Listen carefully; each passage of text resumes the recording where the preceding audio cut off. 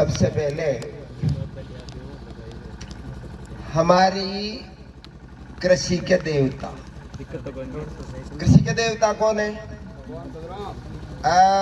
लगभग बहुत सारे लोगों को पता होगा। जिसने आदि काल से हल उठाया, जिन्होंने आदि काल से गौ माता की सेवा की, इन सब व्यवस्थाओं का सीधा सीधा मतलब है कि हमारी धरती कैसे उर्वरा बने और हम कैसे हल चला के और हमारी खेती को परवान चढ़ाएं। तो जिसको हम पूजते हैं, भगवान बलराम है, भगवान कृष्ण है, जिन्होंने नंगे पांव बहुत कुछ किया हमारे लिए और हमारे समाज के लिए। उस समय भी हमारे किसानों को कुछ ना कुछ इस धरती माता को देना होता था। प्रयास किए हैं, हल चलाया है और गोवंश का जो गोबर है, गौमूत्र है, पंचगव्य है, वो सारे देकर इस कृषि को एक बहुत परवान पे उन्होंने चढ़ाया था। आज हमारे सामने ऐसा लगता है हमारे देश की संस्कृति जो विश्व गुरु के नाम से जानी जाती थी, वो किसके बल पर थी? आप और हमारे बल पर। जिस देश में जैसा मानव होगा, जिस देश का जैसा नागरिक होगा, वैसा ही उसका राष्ट्र बनेगा, अब वैसी ही उसकी पहचान भी बनेगी। तो हमारा राष्ट्र का नागरिक क्या, जो बीज को ब्रह्म और कृषि को उपासना की उपाधि से खेती करता था, क्या वो आज रास्ता भटक गया है? क्या वो एक पराधीन कृषि की ओर मुड़ गया है? पराधीन मतलब दूसरों के ऊपर देखना। जैसा अभी सरसों की बुआई हुई होगी आपके यहाँ पे, हमें डीएपी नहीं मिला तो हमारी बुआई 15 दिन के लिए रुक गई कि आ रहा है और हम उसका इंतजार करते करते हमने 15 दिन हमारी फसल को बोने में लेट कर दिया। ये पराधीन कृषि है। हम बाजार के मुंह की तरफ ताक रहे हैं। एक लेबर की कीमत 500 रुपया है और वो यूरिया का कट्टा लेने के लिए लाइन के ऊपर लग जाता है और शाम को आते आते जो उसके एजेंट होते हैं, जो डीलर होते हैं, वो कह देते आज खत्म हो गया, हमें कल मिलेगा। इसको बोलते हैं पराधीन कृषि। और ये हमारे देश के नागरिकों ने अपने आप स्वीकार नहीं किया है। हमें एक ऐसे चक्रव्यूह में फंसाया गया है। इसका सीधा सीधा अर्थ है हमारे देश की जनसंख्या है ज्यादा और अमेरिका जैसे देश की जनसंख्या कम होती है और कृषि योग्य भूमि अधिक होती है। जब वहां पे उपज होती है, अभी 2 साल पहले कैलिफोर्निया एग्रीकल्चर यूनिवर्सिटी से वहां के वाइस चांसलर ने 5 लड़कों को भारत में भेजा, यह जानने के लिए 500 वर्ष पूर्व भारतीय कृषि कैसी थी,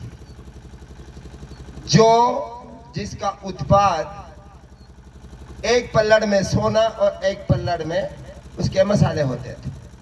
ये खेती कौन सी होती थी जिसकी इकोनॉमी सिर्फ कृषि के ऊपर जिंदा थी? ये खेती कैसी होती थी? 5 लड़के कैलिफोर्निया यूनिवर्सिटी से आए। दूसरा प्रश्न किया उन्होंने, 500 वर्ष पूर्व भारतीय परिवार कैसा था और 500 वर्ष पूर्व भारतीय संस्कृति कैसी थी, जो आज भी इतनी गुलामी का झंझट झेलते हुए आज भी बहुत दबंगता से है ना, जो अपनी एक पहचान बनाए हुए हैं। क्यों नहीं इसमें बाद में विकृति आई? ये संस्कृति कैसी थी? प्रश्न बहुत जटिल था। वह लड़के आए, उन्होंने दिल्ली में अमेरिकन दूतावास से संपर्क किया,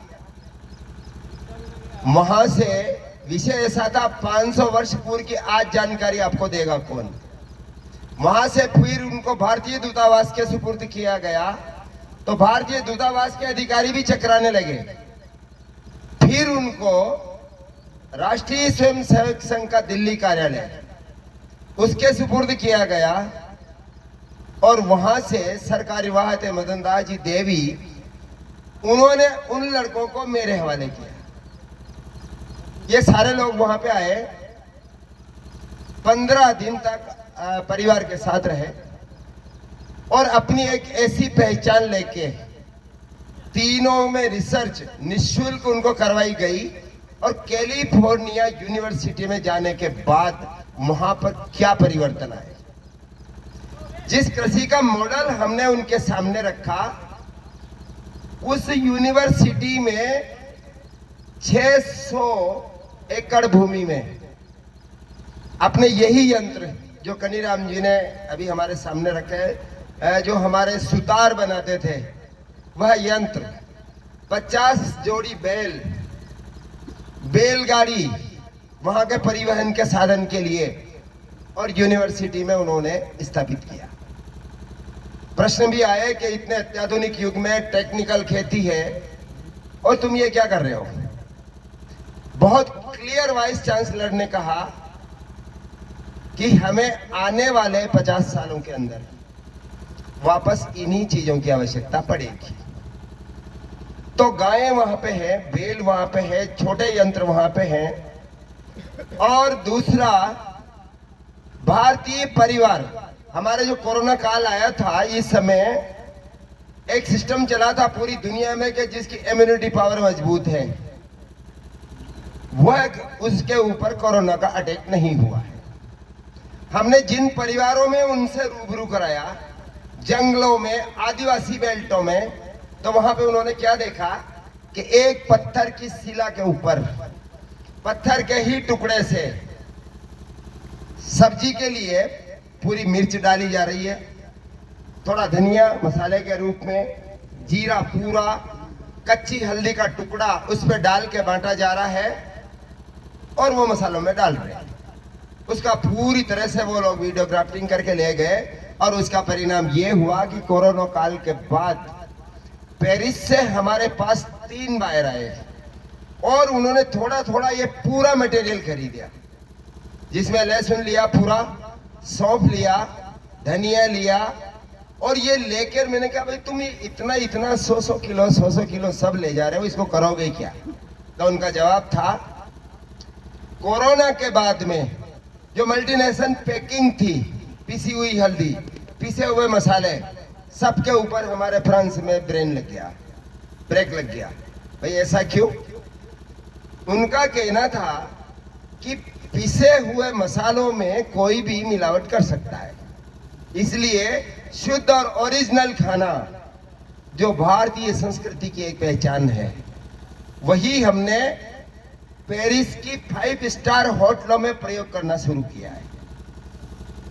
फिर मैंने कहा फिर इसको देते बेचते कितने में हो, तो उनका मानना है एक खाने की थाली 6 महीने पहले बुक होती है, 6 महीने पहले होटलों के अंदर, 5 स्टार होटलों के अंदर, और उस थाली की कीमत भारतीय मुद्रा के अनुसार 60,000 रुपया एक थाली की कीमत होती है। ये जो विषय, एक नया विषय जो हमारी यूरोपीय देशों में फैलता जा रहा है, हमें भी उसके साथ चलना पड़ेगा कि कैसे हम अपने उत्पादन को गुणवत्तापूर्ण बनाएं और कैसे इसको बाजार में पहुंचाएं। हमारे सामने सबसे बड़ी जो उलझन आ रही है, अभी उत्पादन करने वाले बहुत लोग हैं।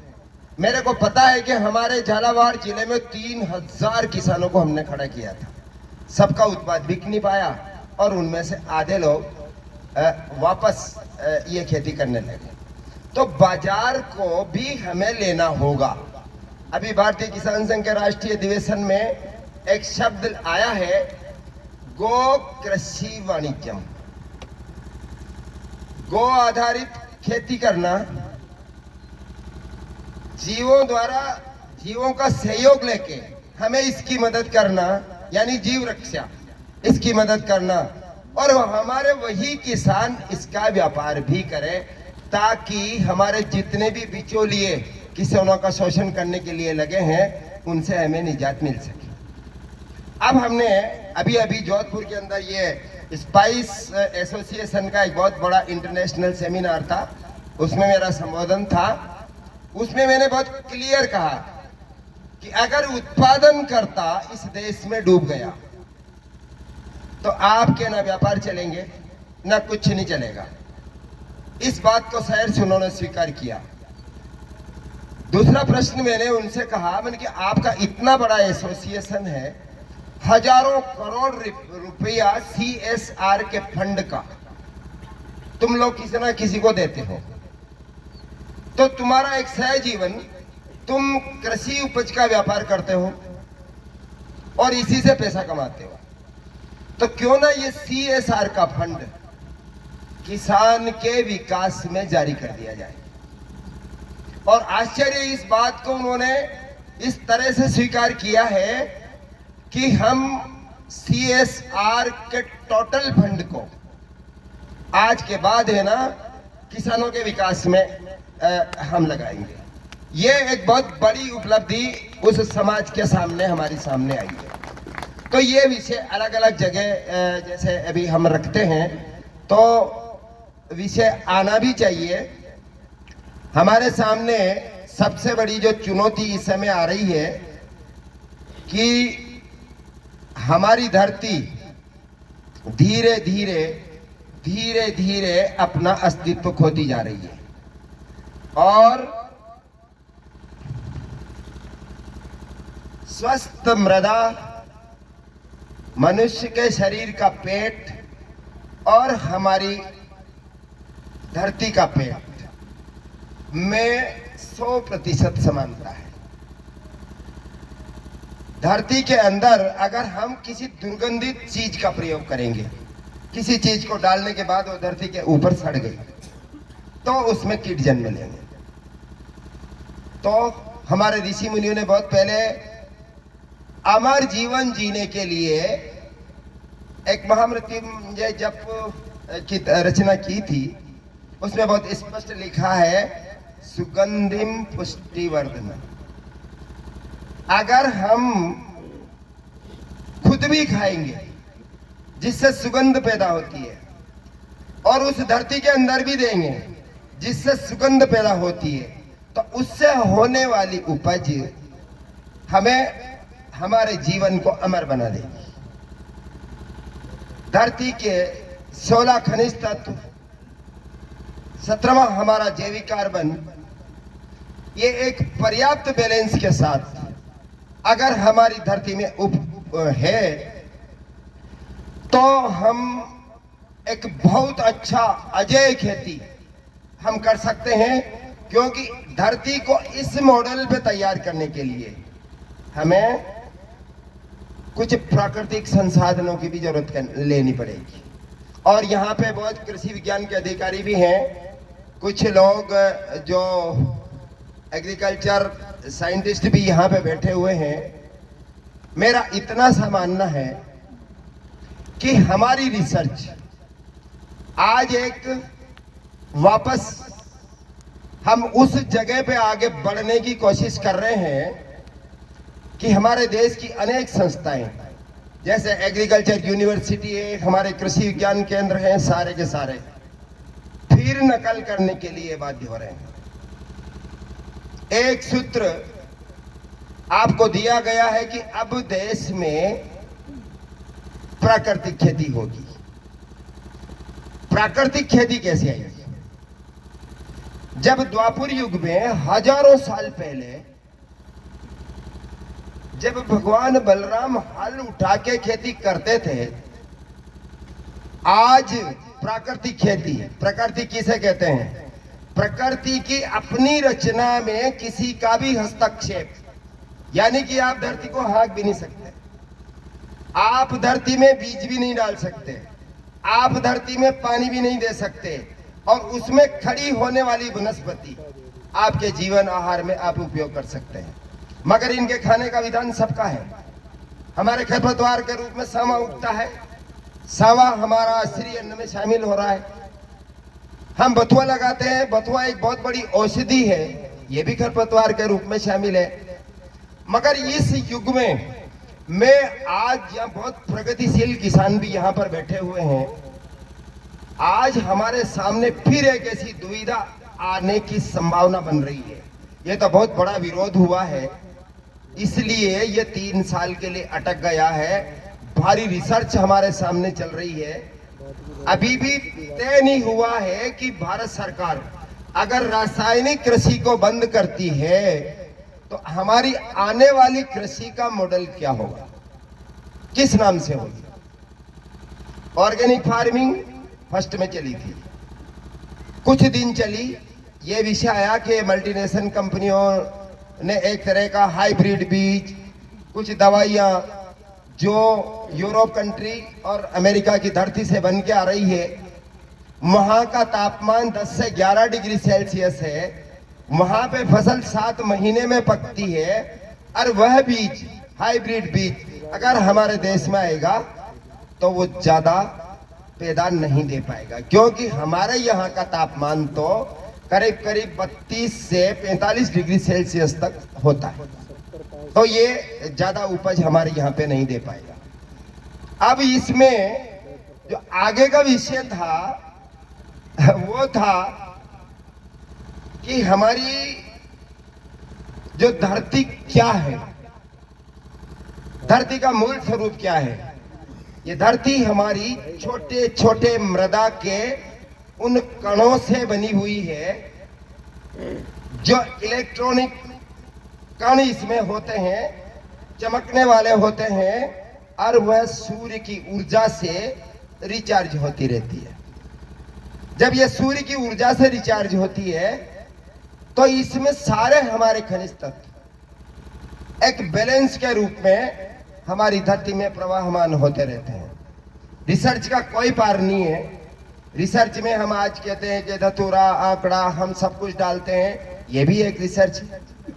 और हम जो बहुत गोबर की खाद डालते हैं और दवाइयां डालते हैं, ये भी एक रिसर्च है।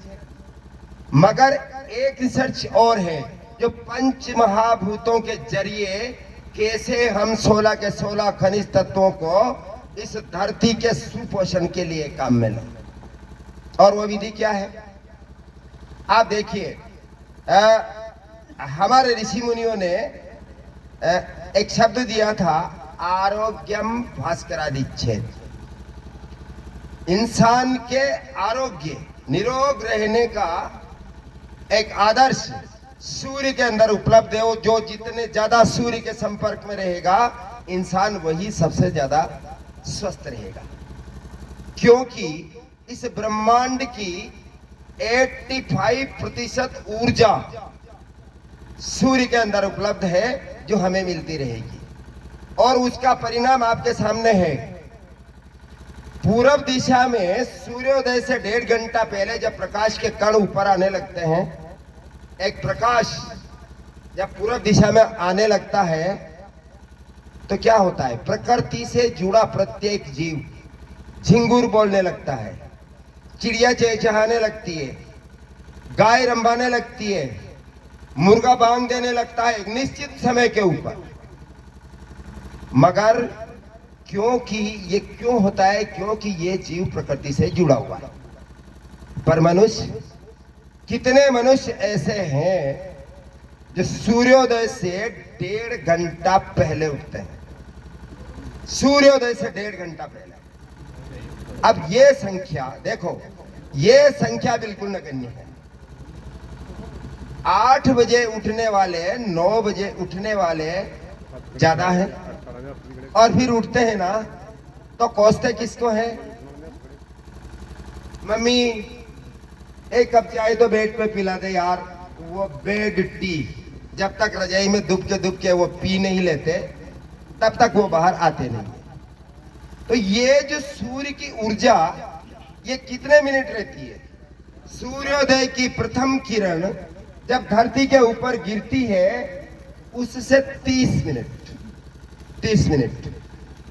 जब इसका रंग अरुणोदय होता है। लाल और पीले रंग का मिश्रित रंग जब सूरज की किरणों में है तो उनमें सप्त रंगों का निर्माण होता है। और ये सप्त रंग हमारे शरीर के वात, पित्त और कफ तीनों को बैलेंस करते हैं। इसलिए हमें सूर्य भगवान को जल चढ़ाने का एक निर्देश हमारे उपनिषदों में, पुराणों में हमें मिला है। आज भी कितने ही ऐसे लोग हैं जो सूर्य को जल चढ़ाते हैं, पर जो फॉर्मेलिटी पूरी होती है ना, वो कैसे होती है? अगर आपने 1 घंटे बाद सूर्य को जल चढ़ाया तो आपकी बॉडी को वो वैज्ञानिक थ्योरी नहीं मिल पाएगी जो उसका आधार है।